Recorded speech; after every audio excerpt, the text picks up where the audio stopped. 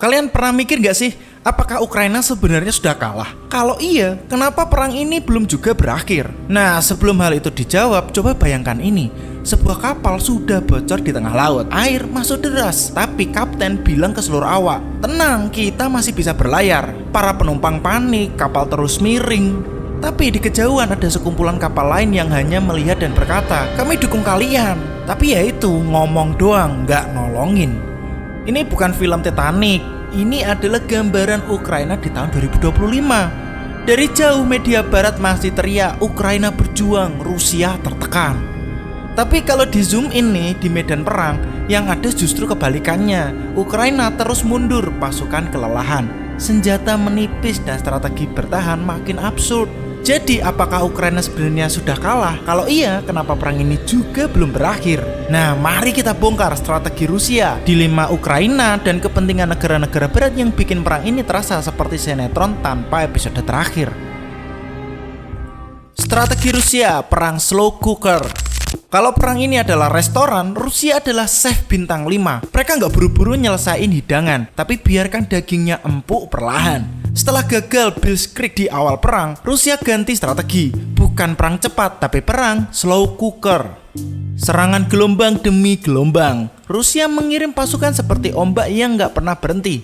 Ukraina bisa menang satu pertempuran, tapi esok harinya Rusia datang dengan lebih banyak pasukan dan lebih banyak amunisi. Bicara ekonomi perang, mereka tahu ekonomi barat gampang kena flu. Jadi sambil ngegas di medan perang, mereka bikin Eropa pusing dengan energi dan inflasi. Dan kalau bicara tentang strategi defensif, bukannya ngebut ke Kiev, Rusia justru membangun pertahanan kuat di garis front. Mereka nggak perlu maju cepat, cukup tunggu Ukraina kehabisan nafas. Seperti pemain catur yang udah unggul bidak, Rusia cuma butuh waktu sebelum lawannya menyerah. Tapi kalau Rusia udah di atas angin, kenapa perang ini masih lanjut ya? Ukraina antara heroisme dan realita. Jadi ceritanya gini, ada seorang petinju yang babak belur, matanya bengkak, napas tersengal. Tapi wasit gak kunjung nyetop pertandingan karena sponsor masih mau lihat aksi lebih lama. Nah, itu tuh Ukraina sekarang. Pasukan mulai lelah, banyak tentara yang sudah 2 tahun bertarung tanpa jeda. Moral mereka seperti anak kos di akhir bulan. Senjata makin langka. Dulu Ukraina dapat tank, Leopard, dan HIMARS. Sekarang malah diminta hemat peluru karena stok NATO mulai menipis. Belum lagi warga yang mulai muak. Banyak pria Ukraina yang kabur ke luar negeri daripada dipaksa perang. Yang tersisa orang-orang yang kelelahan dan kehabisan motivasi. Tapi kenapa Zelensky masih bertahan? Karena menyerah bukan opsi yang bisa dia pilih. Negara barat, kenapa mereka masih bertahan?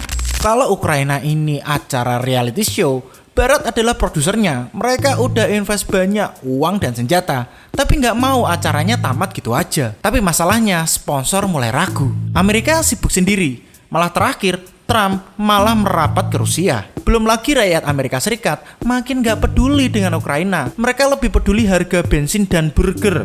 Eropa nggak mau rugi lebih banyak. Jerman dan Prancis mulai nyari jalan damai karena mereka sadar mereka yang paling kena efek dari perang ini. Belum lagi duit bantuan mulai seret. Makin lama, makin banyak yang sadar. Loh, kita udah kasih puluhan miliar dolar buat mereka. Tapi Ukraina tetap kalah. Jadi sekarang negara barat terjebak. Mereka tahu Ukraina makin sulit menang. Tapi kalau tiba-tiba berhenti mendukung, citra mereka bakal hancur. Siapa yang sebenarnya kalah? Nah, sekarang mari kita lihat perspektif yang lain. Kalau Rusia menang, kenapa mereka belum menyatakan kemenangan? Kalau Ukraina kalah, kenapa mereka masih bertahan? Dan kalau Barat memang ingin menang, kenapa mereka nggak all out sejak awal? Jawabannya sederhana, karena semua pihak takut kehilangan muka. Rusia ingin menang dengan cara yang terlihat spektakuler, bukan sekedar menang di angka. Ukraina ingin terus bertahan, ya meski dengan modal heroisme kosong. Nah, kalau Barat ingin menang tapi nggak mau terlalu terlibat secara langsung. Jadi siapa yang sebenarnya kalah? Bisa jadi semua pihak. Rusia menang di medan perang tapi terisolasi di panggung dunia. Ukraina kalah di perang nyata tapi terus menang dalam propaganda. Barat ingin menang secara geopolitik tapi semakin kehilangan kepercayaan rakyatnya sendiri. Nah, inilah perang tanpa pemenang sejati. Ya, bisa dibilang ini sudah seperti sinetron stripping. Ceritanya nggak kunjung kelar tapi rating masih lumayan. Tapi satu hal yang pasti, Ukraina nggak bisa selamanya bertahan seperti ini. Cepat atau lambat, sesuatu harus berubah. Entah itu negosiasi damai atau kehancuran total. Jadi menurut kalian, apa yang akan terjadi selanjutnya? Akankah Rusia benar-benar menang atau Barat masih punya kartu truf yang belum dimainkan? Tulis pendapat kalian di kolom komentar. Karena yang jelas sejarah sedang ditulis dan kita semua sedang menyaksikannya. Jangan lupa untuk like, subscribe, dan share biar makin banyak yang tercerahkan. Terima kasih udah nonton. Dan ini Relung Nalar.